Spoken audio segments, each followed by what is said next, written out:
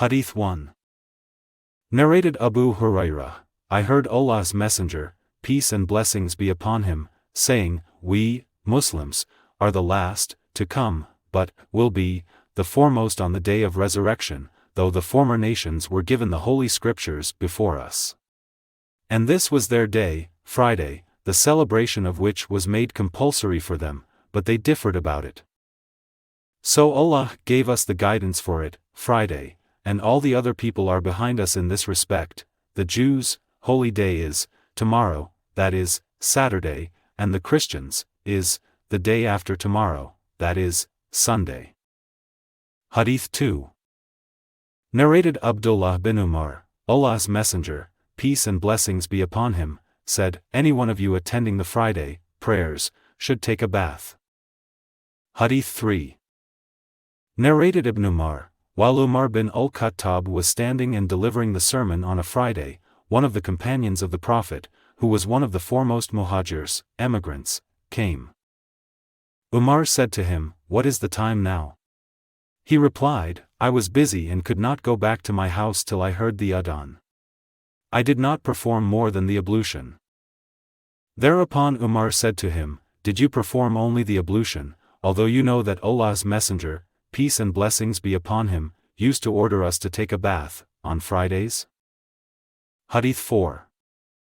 Narrated Abu Sa'id al-Khudri, Allah's Messenger, peace and blessings be upon him, said, the taking of a bath on Friday is compulsory for every male, Muslim, who has attained the age of puberty.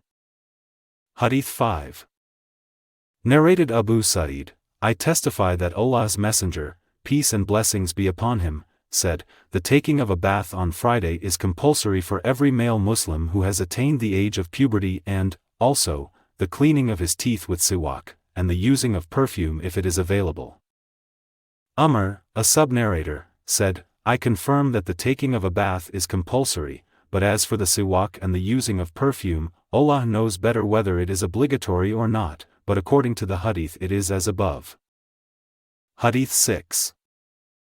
Narrated Abu Hurairah, Allah's Messenger, peace and blessings be upon him, said, any person who takes a bath on Friday like the bath of Janabah and then goes for the prayer, in the first hour, that is, early, it is as if he had sacrificed a camel, in Allah's cause.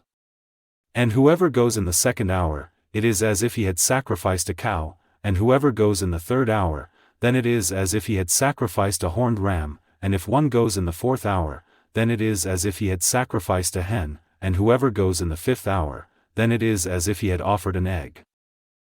When the Imam comes out, that is, starts delivering the Khutba, the angels present themselves to listen to the Khutba. Hadīth 7. Narrated Abu Hurairah, while Umar bin al-Khattab was delivering the Khutbah on a Friday, a man entered the mosque. Umar asked him, what has detained you from the prayer? The man said, it was only that when I heard the Adhan, I performed ablution for the prayer. On that Umar said, did you not hear the Prophet saying, any one of you going out for the Jumu'ah prayer should take a bath? Hadīth 8. Narrated Salman al-Farsi, the Prophet, peace and blessings be upon him, said, whoever takes a bath on Friday, purifies himself as much as he can, then uses his hair, oil or perfumes himself with the scent of his house, then proceeds for the Jumu'ah prayer, and does not separate two persons sitting together in the mosque, then prays as much as Allah has written for him and then remains silent while the Imam is delivering the Khutbah. His sins in between the present and the last Friday would be forgiven. Hadīth 9. Narrated Tawus, I said to Ibn Abbas, the people are narrating that the Prophet, peace and blessings be upon him, said, take a bath on Friday and wash your heads, that is, take a thorough bath, even though you were not junub and use perfume. On that, Ibn Abbas replied, I know about the bath, that is, it is essential, but I do not know about the perfume, that is, whether it is essential or not. Hadīth 10. Narrated Tawus, Ibn Abbas mentioned the statement of the Prophet, peace and blessings be upon him, regarding the taking of a bath on Friday, and then I asked him whether the Prophet, peace and blessings be upon him, had ordered perfume or hair, oil to be used if they could be found in one's house. He, Ibn Abbas, replied that he did not know about it. Hadith 11. Narrated Abdullāh bin Umar bin al-Khattab saw a silken cloak, being sold, at the gate of the mosque and said to Allah's Apostle, I wish you would buy this to wear on Fridays and also on occasions of the arrivals of the delegations. Allah's Messenger, peace and blessings be upon him, replied, this will be worn by a person who will have no share, reward, in the hereafter. Later on, similar cloaks were given to Allah's Messenger, peace and blessings be upon him, and he gave one of them to Umar bin al-Khattab. On that, Umar said, O Allah's Messenger, peace and blessings be upon him. You have given me this cloak, although on the cloak of Utarid, a cloak merchant who was selling that silken cloak at the gate of the mosque, you passed such and such a remark. Allah's Messenger, peace and blessings be upon him, replied, I have not given you this to wear. And so Umar bin al-Khattab gave it to his pagan brother in Makkah to wear. Hadith 12.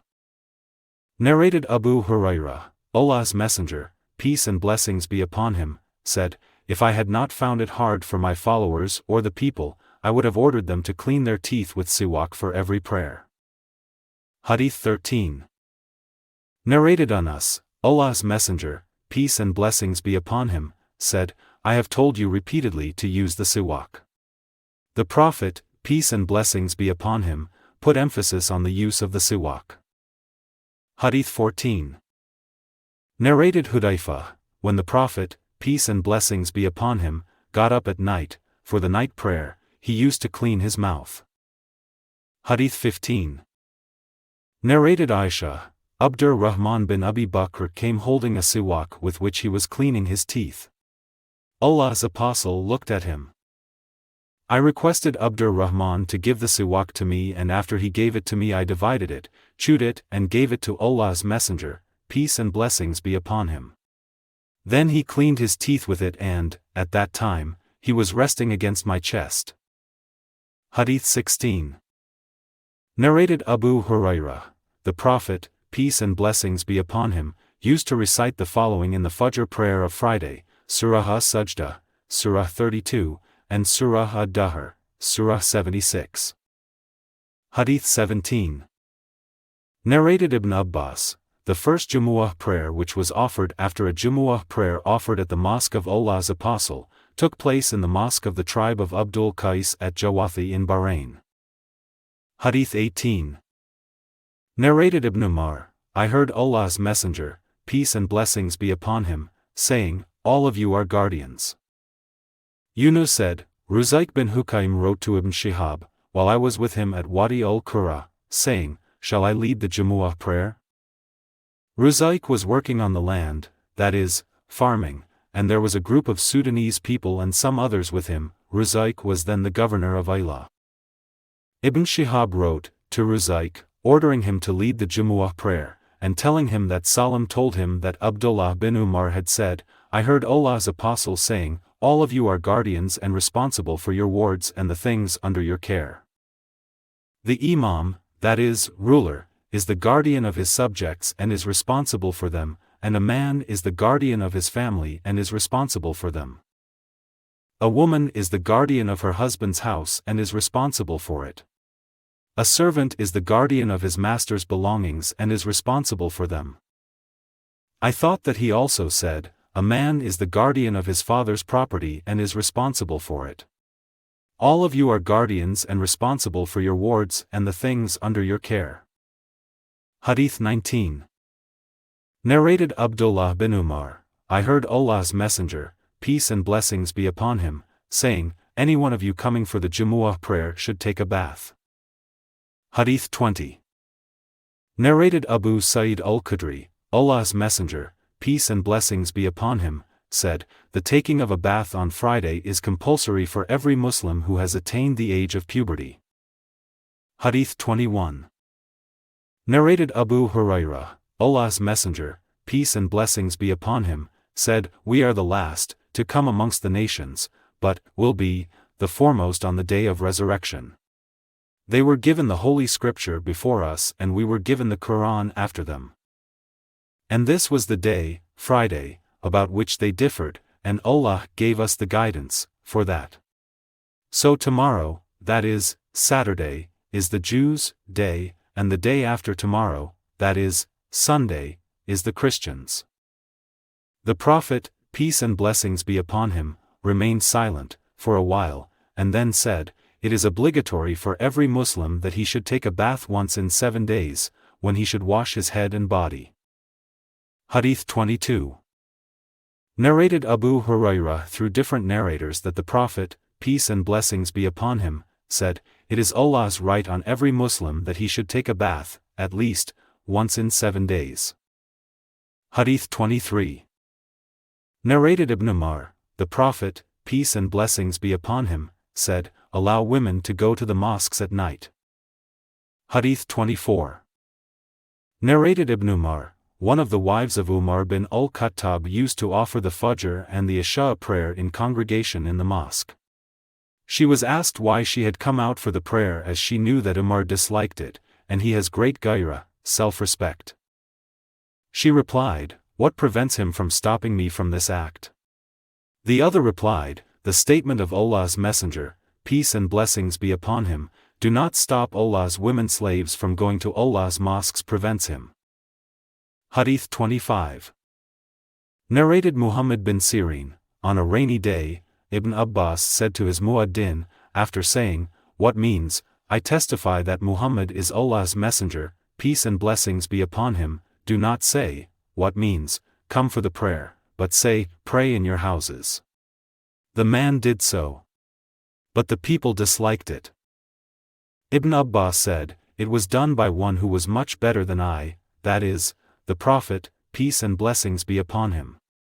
No doubt, the Jumu'ah prayer is compulsory, but I dislike to put you to task by bringing you out walking in mud and slush." Hadith 26. Narrated Aisha, the wife of the Prophet, the people used to come from their abodes and from al-Awali, that is, outskirts of Medina, up to a distance of 4 miles or more from Medina. They used to pass through dust and used to be drenched with sweat and covered with dust, so sweat used to trickle from them. One of them came to Allah's Messenger, peace and blessings be upon him, who was in my house. The Prophet, peace and blessings be upon him, said to him, "I wish that you keep yourself clean on this day of yours, that is, take a bath." Hadith 27. Narrated Yahya bin Sa'id, I asked Umrah about taking a bath on Fridays. She replied, Aisha said, "The people used to work, for their livelihood, and whenever they went for the Jumu'ah prayer, they used to go to the mosque in the same shape as they had been in work. So they were asked to take a bath on Friday." Hadith 28. Narrated Anas bin Malik, the Prophet, peace and blessings be upon him, used to offer the Jumu'ah prayer immediately after midday. Hadith 29. Narrated Anas bin Malik, we used to offer the Jumu'ah prayer early and then have an afternoon nap. Hadith 30. Narrated Anas bin Malik, the Prophet, peace and blessings be upon him, used to offer the prayer earlier if it was very cold, and if it was very hot he used to delay the prayer, that is, the Jumu'ah prayer. Hadith 31. Narrated Abu Abs, I heard the Prophet, peace and blessings be upon him, saying, "Anyone whose feet are covered with dust in Allah's cause, shall be saved by Allah from the hellfire." Hadith 32. Narrated Abu Hurairah, I heard Allah's Messenger, peace and blessings be upon him, saying, "If the prayer is started, do not run for it, but just walk for it calmly and pray whatever you get, and complete whatever is missed." Hadith 33. Narrated Abdullāh bin Abi Qatada on the authority of his father, the Prophet, peace and blessings be upon him, said, "Do not stand up, for prayer, unless you see me, and observe calmness and solemnity." Hadith 34. Narrated Salman al-Farsi, Allah's Messenger, peace and blessings be upon him, said, "Anyone who takes a bath on Friday and cleans himself as much as he can and puts oil on his hair, or scents himself, and then proceeds for the prayer and does not force his way between two persons, assembled in the mosque for the Friday prayer, and prays as much as is written for him and remains quiet when the Imam delivers the Khutba, all his sins in between the present and the last Friday will be forgiven. Hadith 35. Narrated Ibn Jurayj, I heard Nafi saying, Ibn Umar said, the Prophet, peace and blessings be upon him, forbade that a man should make another man to get up to sit in his place. I said to Nafi, is it for Jumu'ah prayer only? He replied, for Jumu'ah prayer and any other prayer. Hadith 36. Narrated As-Sa'ib bin Yazid, in the lifetime of the Prophet, Abu Bakr and Umar, the Adhan for the Jumu'ah prayer used to be pronounced when the Imam sat on the pulpit. But during the Caliphate of Uthman, when the Muslims increased in number, a third Adhan at Az-Zahra was added. Abu Abdullāh said, Az-Zahra is a place in the market of Medina. Hadith 37. Narrated As-Sa'ib bin Yazid, the person who increased the number of Adhans for the Jumu'ah prayers to 3 was Uthman bin Affan, and it was when the number of the Muslim people of Medina had increased. In the lifetime of the Prophet, peace and blessings be upon him, there was only one muaddin and the Adhan used to be pronounced only after the Imam had taken his seat, that is, on the pulpit. Hadith 38. Narrated Abu Umamah bin Sahal bin Hunayf, I heard Muawiyah bin Abi Sufyan repeating the statements of the Adhan, while he was sitting on the pulpit. When the muaddin pronounced the Adhan saying, Allahu Akbar, Allahu Akbar, Muawiyah said, Allahu Akbar, Allahu Akbar. And when the muaddin said, what means, I testify that none has the right to be worshipped but Allah, Muawiyah said, and so do I. When he said, what means, I testify that Muhammad is Allah's apostle, Muawiyah said, and so do I.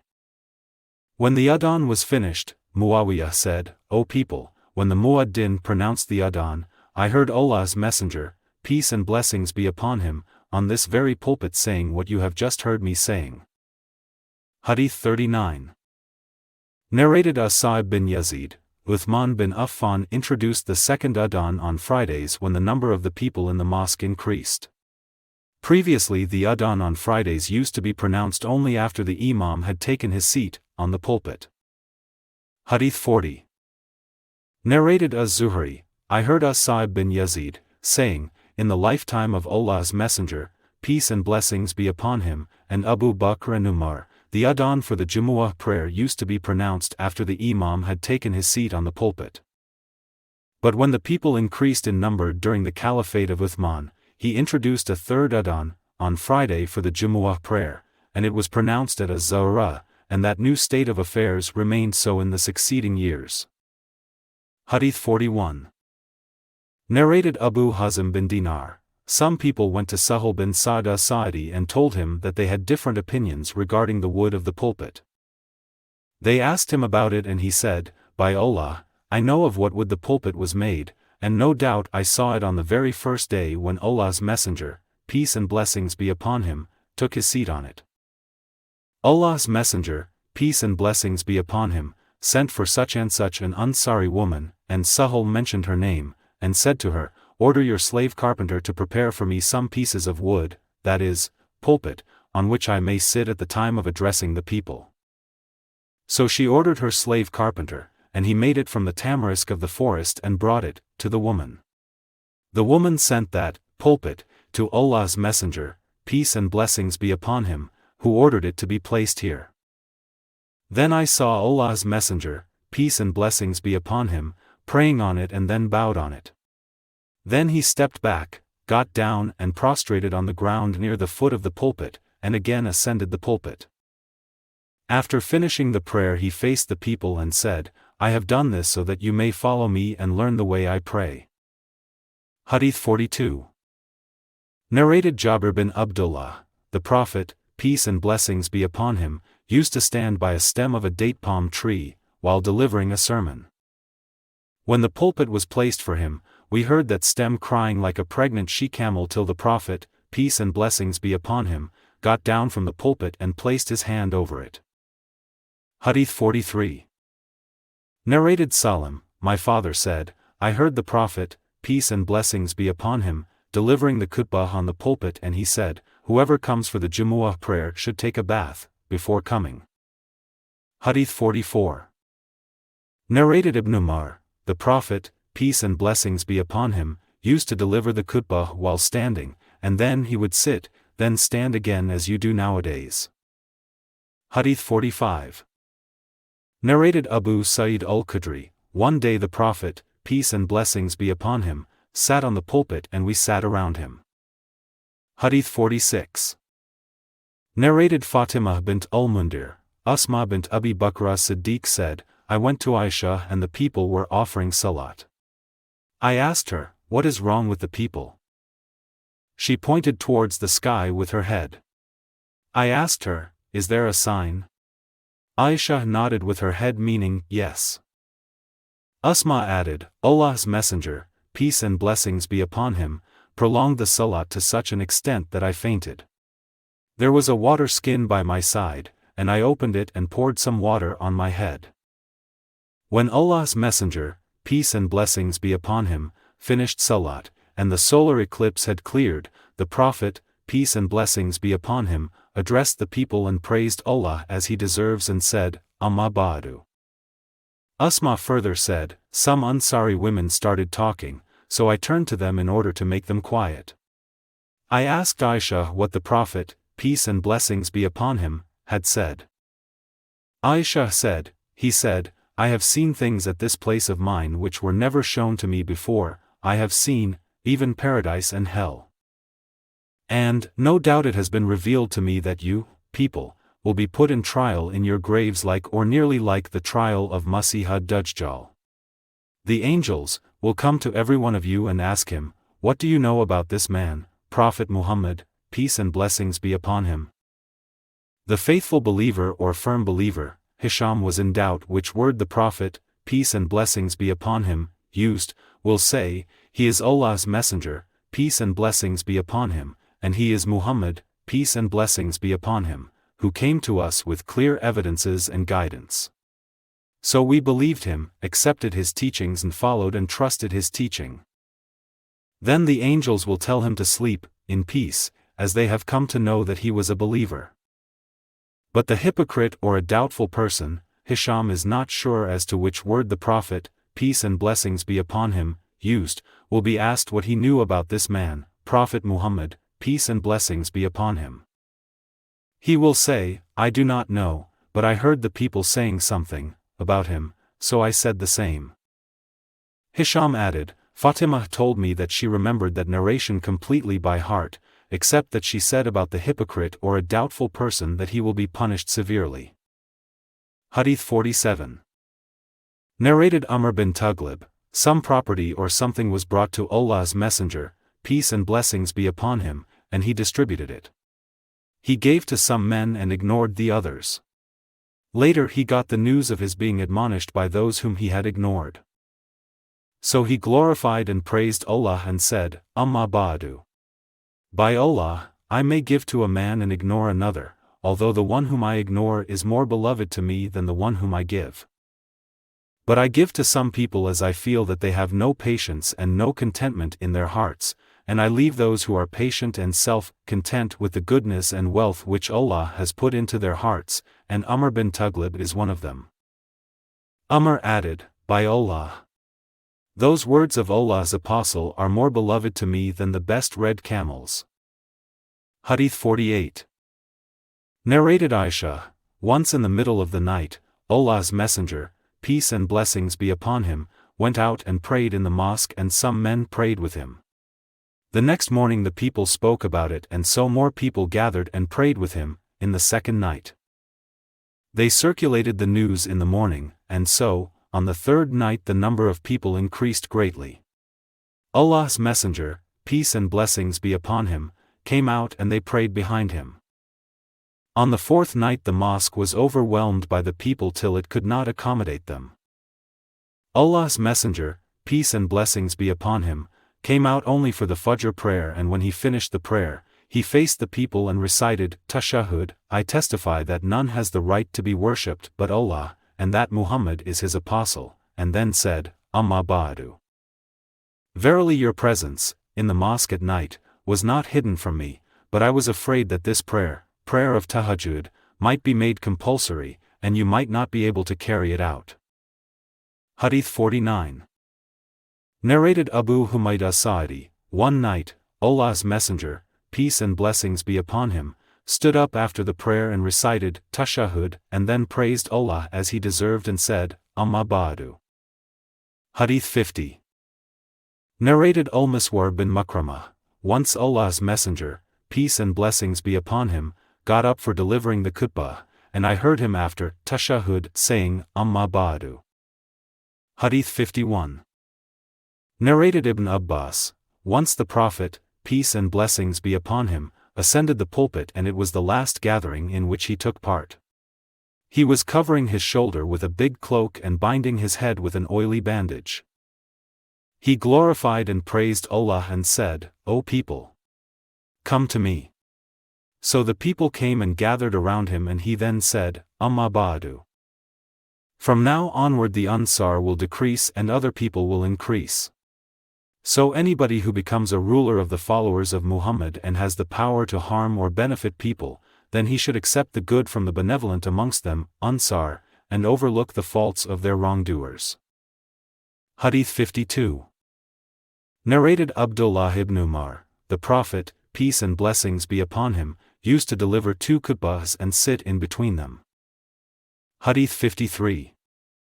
Narrated Abu Hurairah, the Prophet, peace and blessings be upon him, said, when it is a Friday, the angels stand at the gate of the mosque and keep on writing the names of the persons coming to the mosque in succession according to their arrivals.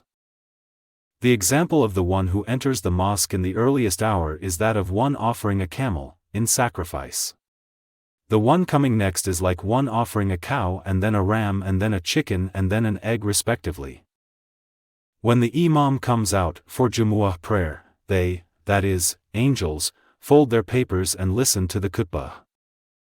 Hadith 54. Narrated Jabir bin Abdullāh, a person entered the mosque while the Prophet, peace and blessings be upon him, was delivering the khutbah on a Friday.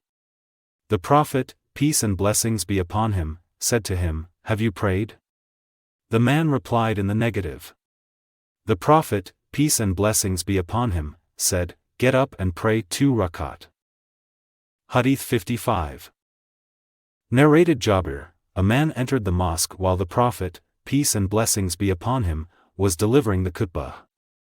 The Prophet, peace and blessings be upon him, said to him, Have you prayed?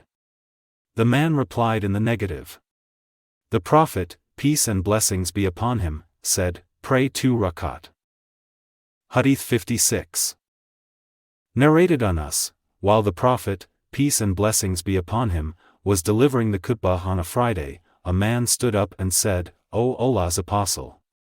The livestock and the sheep are dying, so pray to Allah for rain. So he, the Prophet, raised both his hands and invoked Allah for it. Hadith 57. Narrated Anas bin Malik, once in the lifetime of the Prophet, peace and blessings be upon him, the people were afflicted with drought, famine. While the Prophet, peace and blessings be upon him, was delivering the khutbah on a Friday, a Bedouin stood up and said, O Allah's Messenger, peace and blessings be upon him. Our possessions are being destroyed and the children are hungry, please invoke Allah for rain. So the Prophet, peace and blessings be upon him, raised his hands. At that time, there was not a trace of cloud in the sky. By him in whose hands my soul is, as soon as he lowered his hands, clouds gathered like mountains, and before he got down from the pulpit, I saw the rain falling on the beard of the Prophet. It rained that day, the next day, the third day, the fourth day till the next Friday. The same Bedouin or another man stood up and said, O Allah's Messenger, peace and blessings be upon him. The houses have collapsed, our possessions and livestock have been drowned, please invoke Allah to protect us. So the Prophet, peace and blessings be upon him, raised both his hands and said, O Allah! Round about us and not on us. So, in whatever direction he pointed with his hands, the clouds dispersed and cleared away, and Medina's sky became clear as a hole in between the clouds. The valley of Qanat remained flooded, for 1 month, none came from outside but talked about the abundant rain. Hadīth 58. Narrated Abu Hurairah, Allah's Messenger, peace and blessings be upon him, said, when the Imam is delivering the Khutbah, and you ask your companion to keep quiet and listen, then no doubt you have done an evil act. Hadīth 59. Narrated Abu Hurairah, Allah's Messenger, peace and blessings be upon him, talked about Friday and said, there is an hour, opportune time, on Friday, and if a Muslim gets it while praying and asks something from Allah, then Allah will definitely meet his demand. And he, the Prophet, pointed out the shortness of that time with his hands. Hadīth 60. Narrated Jabir bin Abdullāh, while we were praying, Jumu'ah Khutbah and prayer, with the Prophet, peace and blessings be upon him, some camels loaded with food, arrived, from Sham. The people diverted their attention towards the camels, and left the mosque, and only 12 persons remained with the Prophet. So this verse was revealed, but when they see some bargain or some amusement, they disperse headlong to it, and leave you standing. Hadīth 61. Narrated Abdullāh bin Umar, Allah's Messenger, peace and blessings be upon him, used to pray 2 rakat before the Zuhr prayer and 2 rakat after it. He also used to pray 2 rakat after the Maghrib prayer in his house, and 2 rakat after the Isha prayer. He never prayed after Jumu'ah prayer till he departed from the mosque, and then he would pray 2 rakat at home. Hadīth 62. Narrated Sahal bin Sa'id, there was a woman amongst us who had a farm and she used to sow silk, a kind of vegetable, on the edges of streams in her farm. On Fridays, she used to pull out the silk from its roots and put the roots in a utensil. Then she would put a handful of powdered barley over it and cook it. The roots of the silk were a substitute for meat. After finishing the Jumu'ah prayer, we used to greet her and she would give us that food which we would eat with our hands, and because of that meal, we used to look forward to Friday. Hadīth 63. Narrated Sahal, as above, with the addition, we never had an afternoon nap nor meals except after offering the Jumu'ah prayer. Hadīth 64. Narrated Anas, we used to offer the Jumu'ah prayer early and then have the afternoon nap. Hadīth 65. Narrated Sahal, we used to offer the Jumu'ah prayer with the Prophet, peace and blessings be upon him, and then take the afternoon nap.